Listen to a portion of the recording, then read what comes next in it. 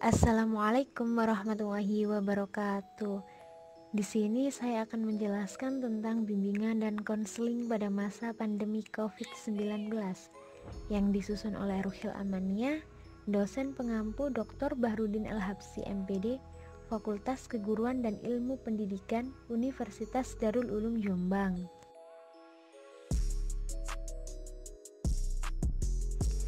Kebijakan pemerintah di bidang pendidikan pada masa COVID-19, yaitu Surat Edaran Nomor 4 Tahun 2020 tentang pelaksanaan kebijakan pendidikan dalam masa darurat penyebaran COVID-19. Yang pertama, belajar dari rumah melalui pembelajaran daring atau jarak jauh dilaksanakan untuk memberikan pengalaman belajar yang bermakna bagi siswa tanpa terbebani tuntutan menuntaskan seluruh capaian kurikulum untuk kenaikan kelas maupun kelulusan. Yang kedua, belajar dari rumah dapat difokuskan pada pendidikan kecakapan hidup, antara lain mengenai pandemi COVID-19. Yang ketiga, aktivitas dan tugas pembelajaran belajar dari rumah dapat bervariasi antar siswa sesuai minat dan kondisi masing-masing, termasuk mempertimbangkan kesenjangan akses atau fasilitas belajar di rumah. Yang keempat, bukti atau produk aktivitas belajar dari rumah diberi umpan balik yang bersifat kualitatif dan berguna dari guru, tanpa diharuskan memberi skor atau nilai kuantitatif. Peranan guru BK. Banyak guru BK yang masih bingung dalam mengisi kegiatan yang dapat dilakukan ketika semua siswa dalam kondisi belajar di rumah. Ada beberapa alternatif kegiatan yang dapat dilakukan guru BK, seperti 1. Melakukan survei terkait. Yang 2. Pemahaman siswa tentang COVID-19. Yang ketiga, kegiatan-kegiatan yang dilakukan siswa selama masa social distancing. Yang keempat, meminta siswa menceritakan pengalaman mereka dalam bentuk narasi, minimal 1 paragraf tentang perasaan mereka saat belajar dari rumah.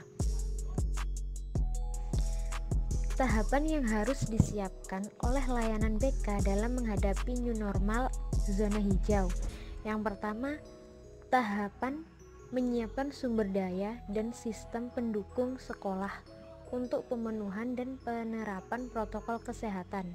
Setiap sekolah harus sudah menyiapkan sarana cuci tangan dan pengaturan jarak antara orang ketika berada di sekolah. Guru BK bisa menginisiasi atau turut serta dalam persiapan ini dan menyiapkan informasi sebagai bahan bimbingan bagi siswa dan sebagai bahan informasi kepada orang tua. Dari tahap ini, kesiapan sumber daya dan sistem pendukung sekolah untuk menerapkan protokol kesehatan. Tahap yang kedua yaitu menumbuhkan atau membentuk kesiapan siswa, orang tua, dan guru sebelum kembali ke sekolah agar siap memasuki new normal. BK ambil inisiatif secara kolaboratif untuk menumbuhkan kesiapan siswa dan orang tua. Isi bimbingan dan konseling difokuskan kepada penumbuhan cara berpikir, sikap, dan penguatan untuk menerapkan protokol kesehatan, sehingga siswa terkondisi untuk menerapkan protokol kesehatan dan orang tua merasa yakin bahwa sekolah aman dan siap mengawal perilaku siswa dengan efektif. Yang selanjutnya, isi utama layanan BK. Penegasan 3 hal protokol kesehatan, yaitu memakai masker, mencuci tangan, jaga jarak. Dalam tahapan ini, layanan BK bisa menerapkan beragam strategi pengembangan perilaku siswa dan orang tua terkait protokol kesehatan sampai ke tahap internalisasi perilaku baru. Bahkan idealnya sampai menjadi regulasi diri atau self-regulation. Regulasi diri merupakan kekuatan internal diri seseorang untuk bertindak atas dasar kesadaran sendiri dan bukan karena suruhan atau hukuman dan sanksi. Tahap internalisasi perlu diupayakan terbentuk agar kesiapan siswa dan orang tua memasuki new normal cukup kokoh, bukan hanya selama di sekolah tetapi juga kita berada di luar sekolah. Dari tahapan ini, siswa dan orang tua siap dan merasa aman untuk kembali hadir di sekolah, dan orang tua siap berkolaborasi dengan sekolah. Guru siap menerima dan mengawal perilaku siswa selama proses pembelajaran di sekolah. Siswa siap menerapkan protokol kesehatan dengan penuh disiplin dan kesadaran diri sendiri, baik di sekolah maupun di luar sekolah. Guru BK bisa berkolaborasi dengan siswa dalam mengawal perilaku siswa lainnya.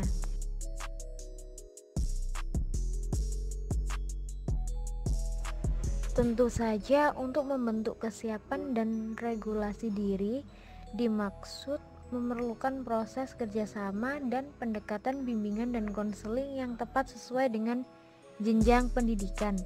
Berbagai media bimbingan dan konseling bisa digunakan untuk membantu proses ini. Tahap ketiga, tahapan ini menumbuhkan kesiapan guru dan personil sekolah lainnya untuk memasuki new normal dan mengawal perilaku baru siswa.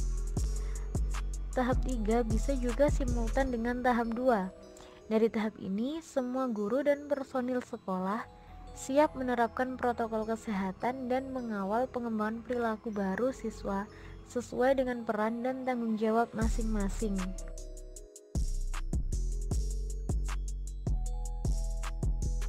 Zona kuning dan merah prinsipnya sama dengan zona hijau. Perbedaan terletak pada tahap 2 yang fokusnya terletak pada kesiapan untuk belajar dan mengikuti pembelajaran dan kegiatan lainnya dari rumah dengan tetap menerapkan protokol kesehatan. Dan pada tahapan 3, di mana ragam isi layanan bimbingan diluncurkan dalam setting belajar dari rumah dan layanan BK dari rumah. Pengawalan perilaku baru siswa pun tidak terjadi di sekolah, melainkan di dalam kegiatan di luar sekolah, dan sangat memerlukan kolaborasi kuat dengan orang tua maupun masyarakat dan pihak lainnya.